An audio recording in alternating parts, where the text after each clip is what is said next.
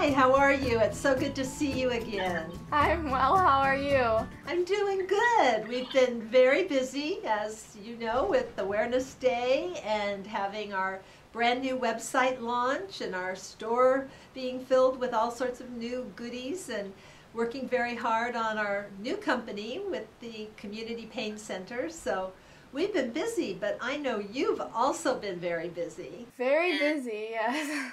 Can you tell me a little bit what's been going on? Recently I just did on May 12th the Fibromyalgia Awareness Day video, and it went so well. After that, I had so many people coming up to me in my school and saying, I saw the posters, could you please explain to me more of what you have? This is so interesting, I just want to know how I can help, and it felt really good. Oh, that's great. Now the poster, what did it say? It just basically had my picture on it. It introduced me saying, hi, I'm Emma Taylor. I'm a freshman here at West and I have fibromyalgia. I went through the definition of it, what happens with it, and that purple is our color, and if you could wear that for May 12th, that would be great. And it had a great turnout. They all wore ribbons and it was great. Now I know you also were going to have some friends that were going to wear special t-shirts. Did they wear those? Yeah, they did. All my friends wore t-shirts that says someone I love has fibromyalgia, and I wore one that says I am the face of fibromyalgia, and a company helped us out with that, and it was so great, and I'm so appreciative, and I love all my friends, and they look so good in the t-shirts. Well, that's pretty exciting, because I know when I was very first ill, many of my friends stopped coming around. I didn't get to see them anymore because they didn't understand what was wrong. So for me to think about what it would feel like to have friends wearing a t-shirt that I love someone with fibromyalgia, that just makes me feel so excited for you. It's just tremendous. We have asked you to be the juvenile fibromyalgia spokesperson, and you have agreed. I think you are going to make such a wonderful face of fibromyalgia, but especially a face of someone who is younger and is having to deal with this at a time when you should be at school, you should be having boyfriends, you should be having your friends, and it at times takes its toll and doesn't allow those things. And so I think it's really important that you'll get to share how different it is when you're younger and you have fibromyalgia. I want to thank you so much for agreeing to do this. I'm so honored to represent the juvenile category because many people don't believe that there can be a child that can have this, or that they don't even know that it's possible. So I just feel it's so important to raise awareness for fibromyalgia, but also the juvenile category. What would you say to other people who are in junior high, high school, that are getting diagnosed and want to be at school, don't want to have to just do homeschooling? What advice would you give them? Don't be afraid to ask for something if you need it. I was that person that if I needed help with something, even a question on a test, I didn't want to raise my hand, but after this happened to me, I knew that there are going to be some things that you can't do on your own, and that's nothing to be upset about or embarrassed about, because people want to help and you're going to get that help, so why not? How many people have said to you, oh, I didn't know that people as young as you can get fibromyalgia? Have you heard that? Yeah, a lot of it, especially actually from my family. My family said, seek a second opinion. I don't think that's possible.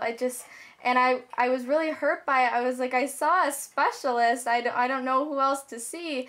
And it's real. It's happening. And people don't know that, so they make ignorant comments that this can't happen when it is to so many kids. I used to think the reason why my family had a hard time in the beginning was because they just didn't want to believe that I could possibly have an illness like this.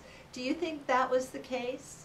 Actually, my subscribers, I just got a letter saying, you know, my parents don't believe me, what should I do? And I actually said maybe they don't want to believe it. They don't want to see their little girl or their little boy hurting like this.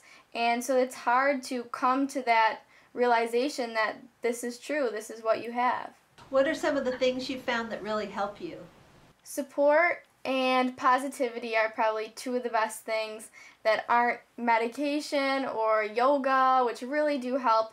But support, like whenever I'm feeling down, I just think about all the people that I've reached and all my family and my cousins and my rabbit that they're looking up to me, and they want someone to look up to, and it's hard to say, oh, my life is terrible, I want my life to be over. You can't think like that, because there are so many people who look at you and say, oh, she's so positive, I love her so much, I want to be just like her. So you have to stay positive, because you can't live your life any other way.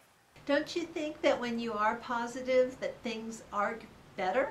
That they actually, when you think and feel a certain way, that it does help make it better?